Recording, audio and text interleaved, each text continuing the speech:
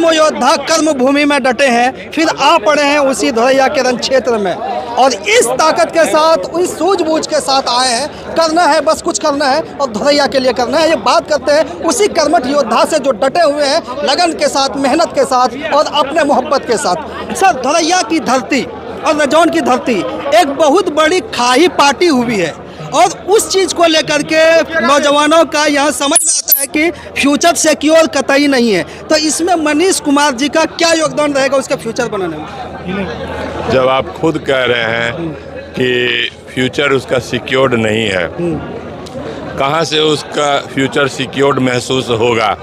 जो 5 साल में क्षेत्र में जो कठिनाइयों का सामना हमारे क्षेत्रवासियों ने किया और जो हमारे युवा वर्ग ने जो सामना किया, उस सामना को मैं ये नहीं कहता कि मैं भगवान हूँ, मैं सभी का कष्ट दूर कर दूंगा, लेकिन इतना है कि मेरी पहचान है कि अपने क्षेत्रवासियों को, अपने युवाओं का जो चेहरा है, उसके चेहरे से जो मुस्कुराहट गायब हो गई थी, उस मुस्कुराहट को मनीष कुमार पुनः वापस लाएगा। इस बात का मैं विश्वास देता हूँ। दूसरा सवाल ये है सर, थोड़ा सा बात कर लेना दीजिए। दूसरा सवाल ये है सर, एक उम्मीद जताता है, मैंने हकीकत गवाह हूँ इस माहौल का कि जो आपने आज दिया है यहाँ, लोग इलेक्शन में जीत हार वो ऊपर वाले के हाथ में, लेकिन आपके समर्थन में जो लोग उमड़े हैं वो एक अलग चीज़ दिखाता है। एक उम्मीद यह भी है कि धोरैया और रजौन को मतलब ब्राइब से मुक्त आप करेंगे या पहल होगी आप? किस चीज़ से मुक्त करेंगे? ब्राइब यानी या घुसखोरी चरम पर है। मेरी पहचान ही इस रूप में है कि मैं गलत चीज़ बर्दाश्त नहीं करता हूं और मेरी पहचान ही यही है कि मेरे कार्यकर्ता अगर किसी पदाधिकारी या किसी संबंध में मुझसे शिकायत करते हैं, उसे त्वरित निराकरण हेतु मनीष कुमार को जिस ऊंचाई तक जाना हो, मनीष कुमार जाने के लिए हमेशा तैयार रहता है। यही मनीष कुमार की पहचान है। लेकिन मनीष कुमार जी का एक चेहरा है जो है वो लोग समझ रहे हैं बखूबी, लेकिन मनीष कुमार जी और कुछ मैं कह सकता हूं कि अल्पसंख्यकों के बीच में थोड़ी सी खाई है। पाटने का काम कैसे होगा या इसके ऊपर कुछ नजरिया रखते हैं अपने? देखिए, चाहे अल्पसंख्यक हो कि हिंदू हो, मैंने तो हर जगह और हर समय मैं कहता हूँ कि सभी लोग मेरे परिवार के सदस्य हैं।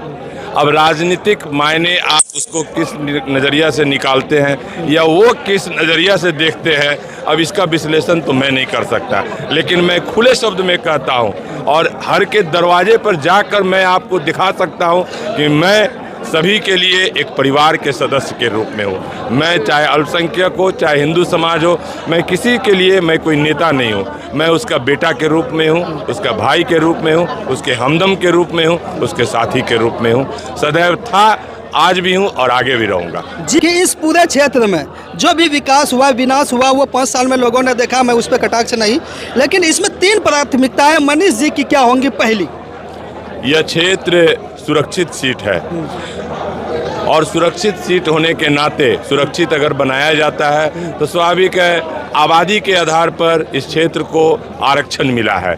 मेरी प्राथमिकता रहेगी कि उस आरक्षित जितने भी हमारे समुदाय के अनुसूचित जाति समुदाय के जो परिवार हैं, वह परिवार का क्या कारण है कि वह विकसित नहीं हो पाया? उसका मूल कारण है कि उसे शिक्षा प्राप्त नहीं हो पाया। मेरी प्राथमिकता रहेगी कि उसको बराबर का दर्जा मिल सके, उसे उच्च शिक्षा प्रदान करने के लिए मुझे जितना संभव प्रयास करना होगा, मैं हर संभव प्रयास करूंगा।